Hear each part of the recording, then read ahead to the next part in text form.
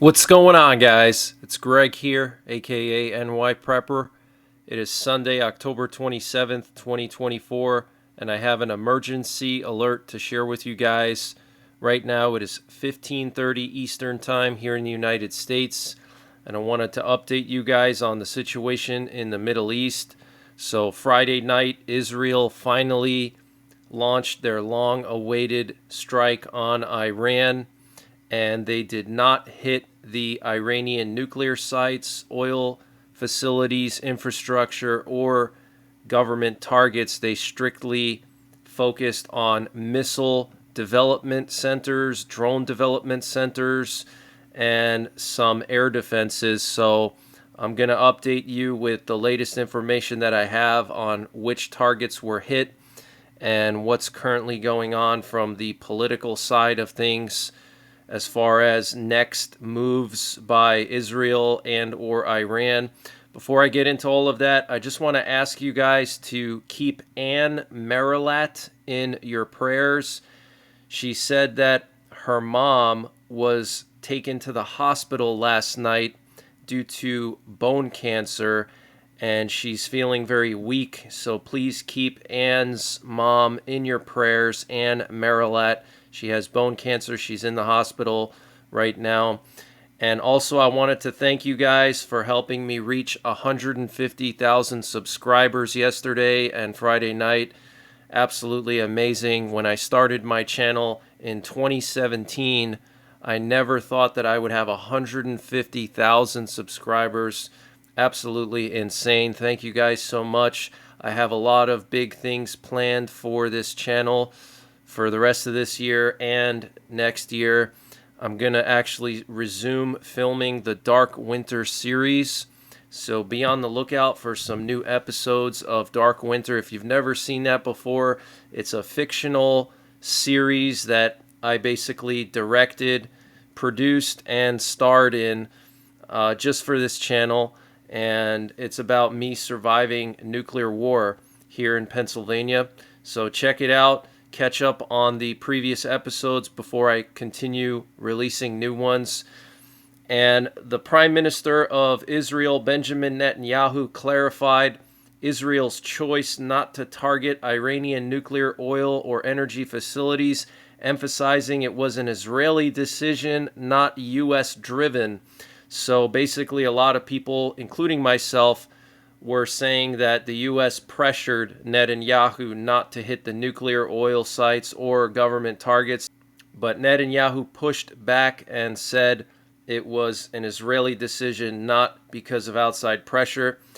He stated that these targets remain possible as future targets, stating that Israel will not allow Iran to obtain nuclear weapons. Okay, so it's possible they may still hit the nuclear sites, oil sites, and the regime in the future. And he said publicly today that they damaged Iran's defense capability and its ability to produce missiles aimed at Israel. And the Israeli Security Cabinet will meet today to discuss the Israeli attack on Iran and the possibility of an Iranian response, an Israeli official told CNN. And we're seeing a lot of satellite imagery and details coming out about the strike on Friday night, and it appears that the strike was much larger than initially thought. And Iran's supreme leader, the Ayatollah Khamenei, said today Israel made a wrong move 2 nights ago. We must make them understand the power, determination, and initiative of the Iranian people. And Iran's Supreme National Security Council held an emergency meeting on Saturday with Supreme Leader Ayatollah Khamenei in attendance as the damage from Friday night's Israeli attack was presented and response options were discussed. Okay, so Iran is talking about striking Israel back. Okay, they had this emergency meeting yesterday and response options were discussed. Iran's foreign minister called for an emergency meeting of the UN Security Council to discuss the Israeli airstrikes against Iran. He said, "We will not refrain from responding to Israel's aggression. We reserve the right to respond and will do so at an appropriate time. Their attack was not as severe as they had advertised, and our military forces mounted a good defense, though there were some damages. He said that Sunday the U.S. granted an aerial corridor to Israel's Air Force for the Friday night operation in Iran. Okay, so the foreign minister blaming the U.S. for opening up the airspace of, let's say, Iraq and Jordan and other allied countries for Israel to fly through, and then also saying that they will respond to this attack. And the first vice president of Iran, Mohammad Reza, said, "We will respond in due time, and the aggressor should wait for our response." And the Iranian parliament speaker said Iran's response to the Israeli attack is quote-unquote inevitable. And this is pretty interesting. The New York Times is reporting that Iran's supreme leader, the Ayatollah Khamenei, suffers from terminal illness, and an internal battle for succession has already begun. Wow. So this could potentially influence what Iran does. If Khamenei is really dying, then he's probably going to speed up the nuclear program and make sure that Iran becomes a nuclear-armed state before he dies, okay? And they're probably going to revise their nuclear doctrine. So this is something to be on the lookout for, and I don't think Netanyahu is going to allow them to have nuclear weapons like he said. Okay, so we're going to have to continue to monitor the situation, guys. It's not over. Iran is saying that they're going to respond, okay? And during a call on Saturday with Israeli Minister of Defense Yoav Gallant, U.S. Defense Secretary Lloyd Austin reaffirmed the U.S. commitment to Israeli security and defense, with him further stating that the United States is well postured to defend U.S. forces and facilities across the region, and made clear that Iran should not make the mistake of responding to Israel's strikes. And according to Axios, Israel's strike on Friday night likely caused massive damage to the Iranian long-range ballistic missile program, with one of the key targets being a series of 12 planetary mixers used to produce solid fuel for these ballistic missiles. The mixers are said to be highly sophisticated and will not be able to be repaired in Iran, with them instead having to be remanufactured in China, which could take at least a year. So Israel striking 12 planetary mixers used to produce solid fuel. Okay, so if you don't know what solid fuel means, in ballistic missile technology, you either have liquid fuel, which is like basically jet fuel. Okay, like think about filling up your car or truck at a gas station with gasoline or diesel.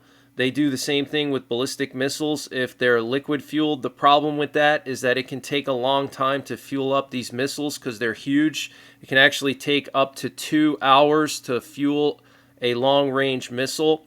And the problem with that is you can't quickly launch. You need to prepare the missiles. You have to fuel them. And your enemy might see that with satellite imagery. And also, it reduces your response time if you want to quickly respond.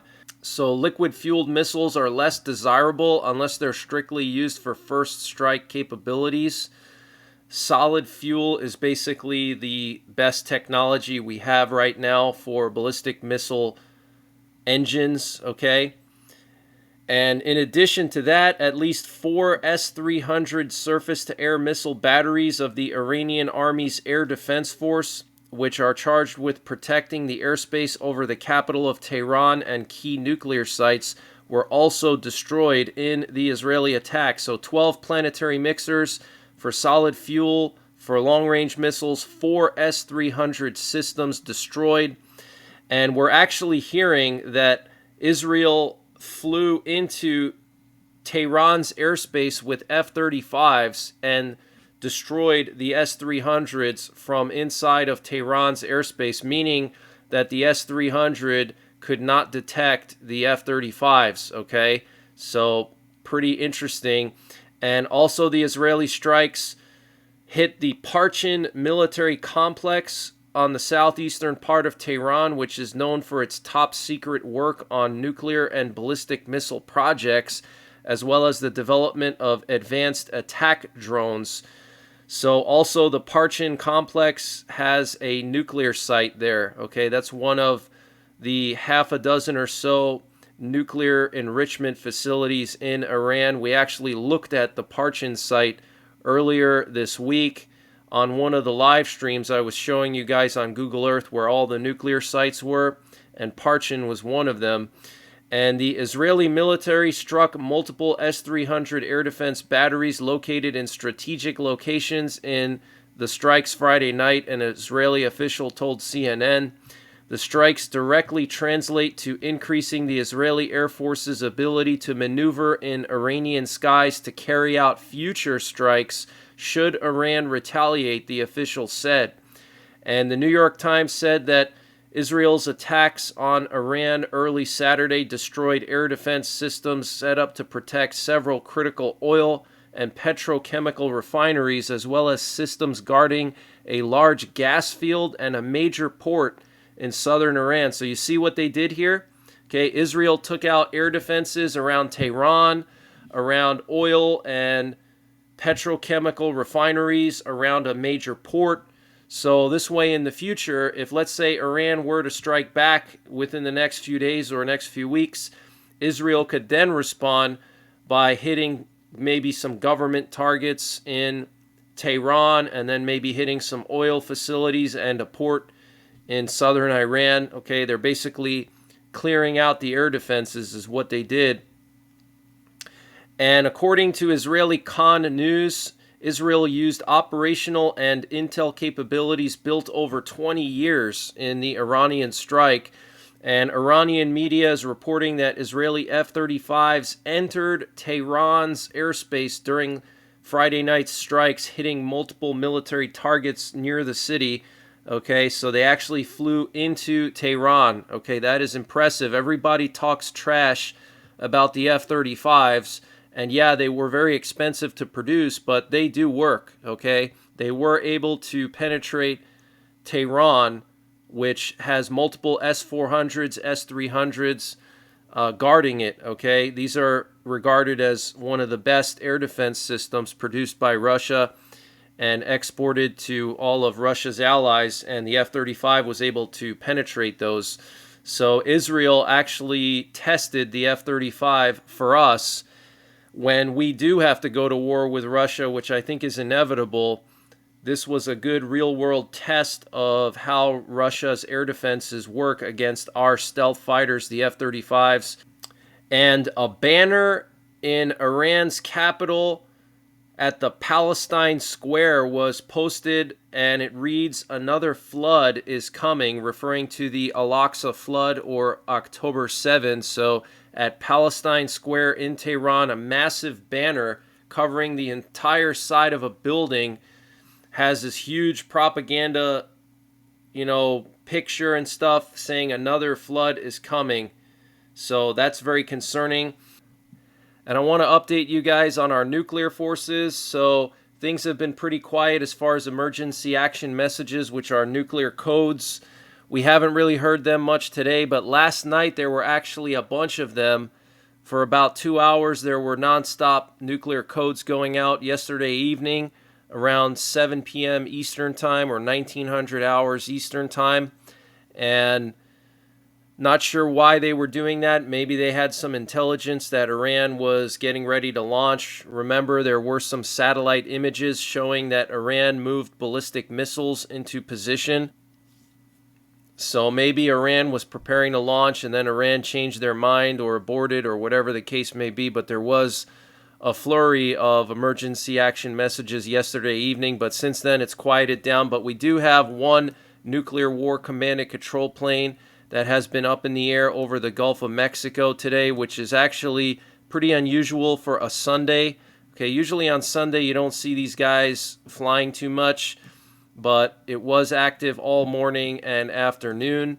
And we also have some British Air Force activity in the Eastern Mediterranean 2 British Eurofighter Typhoons and 2 British aerial refuelers took off from Cyprus and flew into Turkey along the border with Syria. So that's pretty interesting.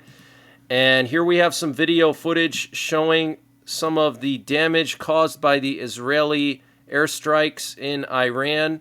And this is the Parchin military facility, and this is where they build those drones and enrich uranium. This target here apparently was a drone production facility for the Shahed drones, okay? So it looks like Israel's strike was pretty damaging, okay? And here we have a propaganda graphic that has been circulating in Iranian social media and Iranian media. And it's talking about Operation True Promise 3. Okay, so if you remember, Operation True Promise was Iran's first missile strike on Israel. Then True Promise 2 was the second strike. Now they're talking about True Promise 3. So it looks like Iran is going to launch a bunch of missiles. Okay, so it's just a matter of time. I do expect Iran to attack Israel again. It's not over. Okay, so get prepared. And then we have the situation in Eastern Europe with Ukraine requesting to do deep strikes inside of Russia. Russia has already revised their nuclear doctrine so they can nuke Ukraine. And I would not be surprised if Russia nukes Kursk. Okay, if you remember Prigozhin, the leader of the Wagner Group, before he died and before he did his rebellion, he recorded a video. He was doing an interview where he said that he believes that Putin would be crazy enough to nuke Russia itself to get rid of Ukrainian forces. He actually said that. And I could totally see that happening because right now, Ukraine is occupying a part of Russia in the Kursk Oblast, and Russia cannot kick out the Ukrainians, and it's gotten to the point where Russia is now asking for 10,000 plus North Korean troops to be cannon fodder to try to kick the Ukrainians out of Kursk, and that's not going to work either because the Ukrainians are much better fighters, much more experienced, and have better weaponry than the North Koreans are. Okay, so basically the North Koreans are just going to be cannon fodder to try to deplete the Ukrainians. And so it's possible that Putin could get frustrated and just nuke Kursk. It's very possible, okay? And Ukraine just completed the construction of a ballistic missile, and they just tested it, that can go 700 kilometers, which would allow Ukraine to strike as far as Moscow, okay? So Ukraine is not going to wait for the Biden administration to allow them to do these deep strikes. They're going to build their own missiles, which they've already tested one. It's called the HRIM-2 that can literally reach Moscow. We also had the Chinese president Xi Jinping speak to his nuclear forces last week, telling them to prepare for war. And China did 2 snap exercises around Taiwan in the last week. One of them was a blockade exercise, and North Korea put all their long-range artillery on high alert, which can reach Seoul. They have 700 pieces of artillery that can reach the capital of South Korea, Seoul, and all of them are on high alert right now. They destroyed any roads and railroads connecting North and South Korea, and the leader of North Korea has told his nuclear forces to be on high alert and prepare for war. Okay, so very serious situation in Asia right now, also Eastern Europe. But I'm going to continue to monitor all of these events and update you accordingly. I do have my 24/7 live stream on right now. If you want to listen to emergency action messages or nuclear codes in real time, I have my own radio system here at the compound with a 400-foot antenna, so I can listen to the nuclear forces of every country around the world, and I have that fed right into the live stream, so it's always 100% reliability.